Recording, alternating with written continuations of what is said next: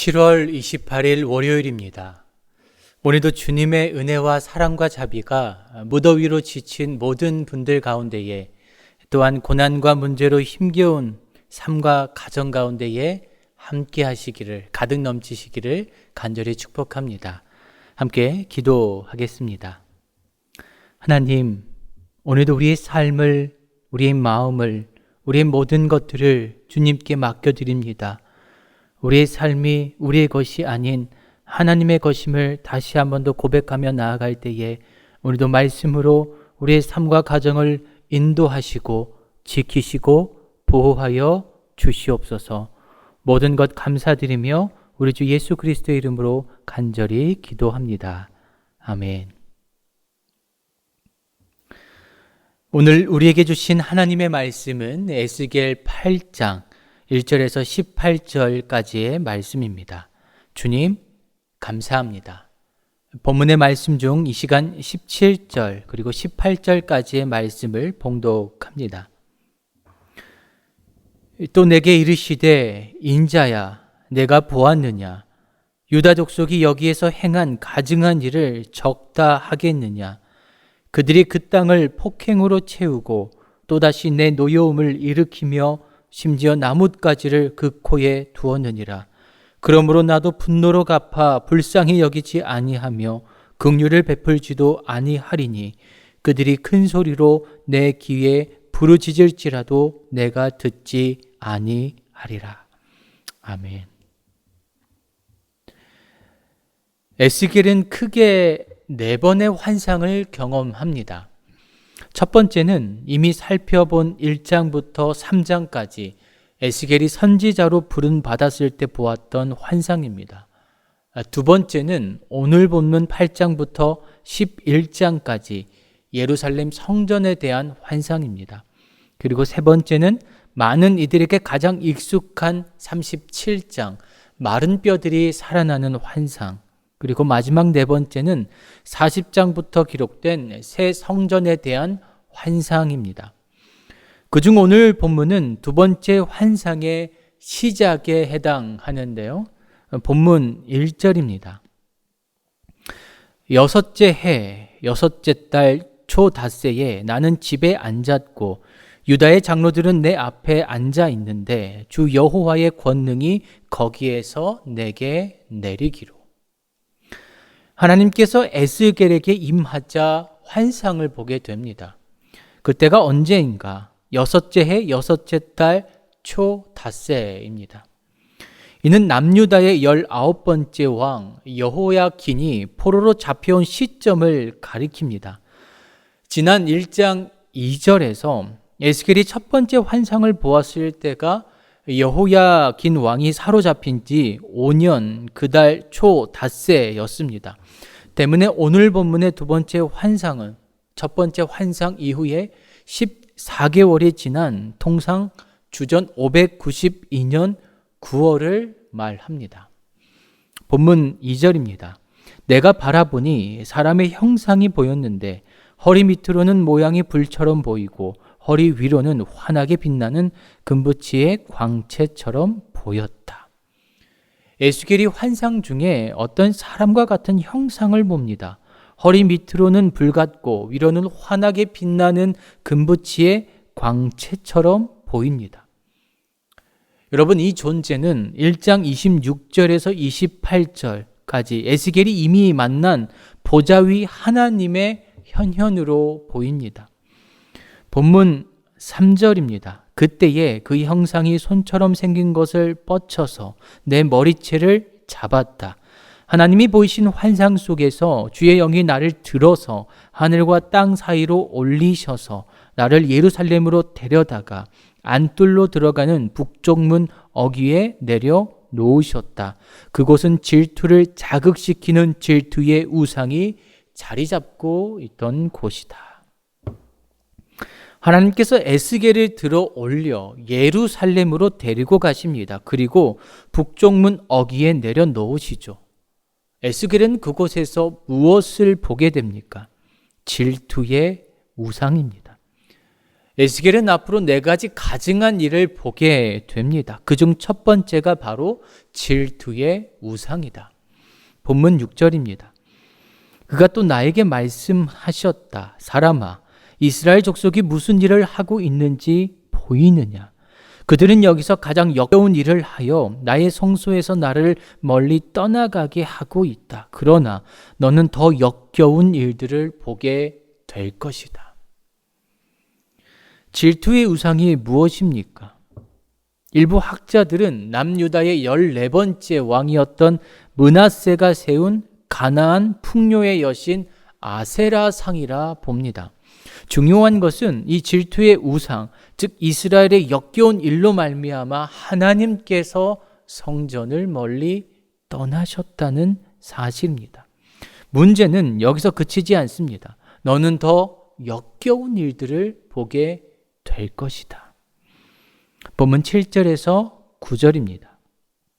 그는 나를 이끌고 뜰로 들어가는 어귀로 데리고 가셨다. 내가 거기에서 바라보니 단벽에 구멍이 하나 있었다. 그가 나에게 말씀하셨다. 사람아, 어서 그 단벽을 헐어라. 내가 그 단벽을 헐었더니 거기에 문이 하나 있었다. 그가 나에게 말씀하셨다. 너는 들어가서 그들이 거기서 하고 있는 그 흉악하고 역겨운 일들을 보아라. 하나님께서 이번에는 에스겔을 성전 안뜰로 들어가는 어귀로 데려가십니다. 하나님 말씀대로 에스겔이 그 단벽을 헐었더니 문이 나옵니다. 그 문으로 들어간 에스겔, 무엇을 목격하게 됩니까? 본문 10절에서 11절 말씀입니다. 내가 들어가서 보니 놀랍게도 온갖 벌레와 불결한 짐승들과 이스라엘 족속의 모든 우상이 단벽 사면으로 돌아가며 그려져 있었다. 그런데 이스라엘 족속의 장로들 가운데서 70명이 그 우상들 앞에 서 있고 사반의 아들 야사냐는 그들의 한가운데 서 있었다. 그들은 각각 손에 향로를 들고 있었는데 그 향의 연기가 구름처럼 올라가고 있었다. 두 번째 가증한 일, 온갖 벌레, 불결한 짐승, 그리고 이스라엘이 섬기는 모든 우상이 단벽 사면으로 그려져 있더라. 여러분, 그런데 이것이 전부가 아닙니다. 장로 70명이 그 우상들 앞에 서 있습니다. 이들이 단벽 안 그 은밀한 공간에서 도대체 무엇을 하고 있습니까? 각각 손에 향로를 들고 있으며 그 향의 연기가 구름처럼 올라가고 있었다. 하나님 버리고 수많은 우상들을 섬기고 있습니다. 그것도 이스라엘을 대표하는 지도자 장로 70명이 말입니다. 충격적인 사실입니다. 하지만 어쩌면 보이지 않는 우리 내면의 광경은 아닐까요? 본문 12절입니다. 그가 나에게 말씀하셨다. 사람아, 너는 이스라엘 족속의 장로들이 각각 자기가 섬기는 우상의 방에서 그 컴컴한 곳에서 무슨 일을 하고 있는지 보았느냐? 그들은 주께서 우리를 보고 있지 않으시며 주께서 이 나라를 버리셨다고 말하고 있다. 이들이 우상을 섬기는 이유가 더 가증합니다. 주께서 우리를 보고 있지 않으시며 주께서 이 나라를 버리셨다. 여러분, 정말 그럴까요? 본문 13절, 14절입니다. 그가 나에게 말씀하셨다. 너는 그들이 하고 있는 더 역겨운 일들을 보게 될 것이다. 그리고 나서 그는 나를 주의 성전으로 들어가는 북문 어귀로 데리고 가셨다. 그런데 이것이 웬일인가? 그곳에는 여인들이 앉아서 단무스 신을 애도하고 있지 않은가? 세 번째 가증한 일, 성전 북문에서 단무스를 위해 애곡하는 여인들입니다. 하지만 하나님은 에스겔에게 더 역겨운 일을 보게 될 것이라 말씀하십니다. 본문 16절입니다. 그가 나를 주의 성전 안뜰로 데리고 가셨는데 주의 성전 어귀에 바로 그 현관과 제단 사이에 사람이 25명이나 있었다. 그들은 주의 성전을 등지고 얼굴을 동쪽으로 하고 서서 동쪽 태양에게 절을 하고 있었다. 네 번째 가증한 일, 성전 안뜰 현관과 제단 사이에서 성전을 던지고 동쪽 태양에게 절하는 사람들입니다. 지금 하나님께서는 의도적으로 에스겔을 성전 어기부터 성전 안 제단까지 데리고 들어오시며 보여주고 계십니다. 안으로 들어가면 들어갈수록 이스라엘의 죄악이 얼마나 악한지, 얼마나 은밀한지, 얼마나 더러운지 에스겔은 두 눈으로 똑똑히 목도하게 됩니다. 하나님께서 에스겔을 선지자로 부르신 후에 4장부터 7장까지 유다를 심판하시기로 작정하신 것과 그 심판의 내용에 대해 전하셨습니다. 그리고 오늘 본문 8장부터 왜 유다를 심판하시는가, 왜 유다가 심판을 받아야 하는가, 환상을 통해 그 원인을 구체적으로 밝히고 계십니다. 여러분, 유다는 스스로의 죄악 때문에 심판받습니다. 그 원인이 자신들의 말과 달리 스스로 그 자신들에게 있습니다. 그럼에도 불구하고 주께서 우리를 보고 있지 않으시며 주께서 이 나라를 버리셨다. 이 말은 지극히 자기중심적인 발언을 서슴지 않고 있는 유다의 현 상황을 보게 합니다. 그러니 나의 성소에서 나를 멀리 떠나가게 하고 하나님의 영광이 임해야 할 성전에서 결국 하나님은 떠나가십니다. 아니, 유다가 스스로 하나님을 버렸습니다. 여러분, 그런데 만약 하나님께서 에스겔처럼 여러분을, 저와 우리를 그 마음 깊은 곳으로 데려가 보게 하신다면 어떨까요?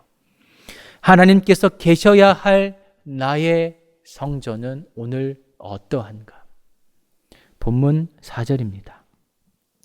이스라엘의 하나님의 영광이 거기에 있는데 내가 들에서 본 모습과 같더라. 여러분, 하나님은 늘 거기 계십니다. 하나님의 영광은 늘 우리 중심에 그 성전에 임재하기를 원하십니다. 만약 우리가 하나님께 등을 돌리고 있다면 우리의 눈과 귀와 마음이, 그 중심이 온전히 주께로 향하기를 간절히 소망합니다. 보이지 않는 우리 영혼 깊은 곳, 그 은밀한 곳까지 하나님 임재하시기를, 아니 하나님 임재하실 만한 성전 되기를 간절히 원합니다. 겉보다 속이 아름다운 삶, 보이는 것보다 보이지 않는 우리의 마음, 그 중심, 그 깊은 곳에서부터 하나님의 아름다우심이 흘러나오는 저와 여러분 되시기를 간절히 축복합니다. 하나님은 오늘도 우리 성전에, 바로 여러분들의 그 마음과 중심, 그 성전에 임재하시기를 간절히 원하십니다. 기도하겠습니다. 하나님, 에스겔의 환상을 통해 당시 유다의 가증한 일들을 보게 됩니다. 그러나 하나님, 비단 오래전 남유다만의 일들이 아니라 오늘을 살아가는 우리의 가증한 모습은 아닌지요.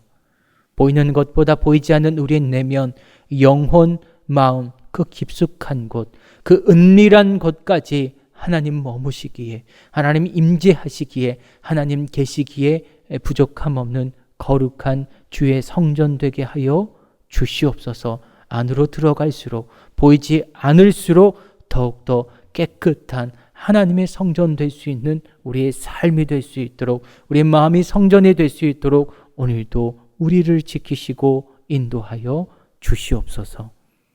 복을 빕니다. 이제는 우리 주 예수 그리스도의 은혜와 하나님 크신 사랑하심과 성령의 교통하심이 오늘 우리의 마음 깊은 그 성전 가운데 임재하시기를 원하는 하나님 앞에 합당한 성전 되기를 갈망하며 간구하며 나아가는 모든 주의 거룩한 권속들 가운데에 지금으로부터 영원토록 항상 함께 하시기를 간절히 축원하옵나이다. 아멘.